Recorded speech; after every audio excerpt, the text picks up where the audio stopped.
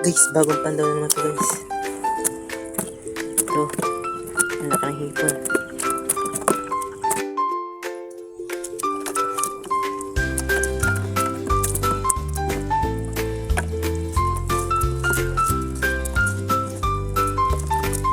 Guys, ang laki talaga natin. Yan. Mga pala yung mga labog ko.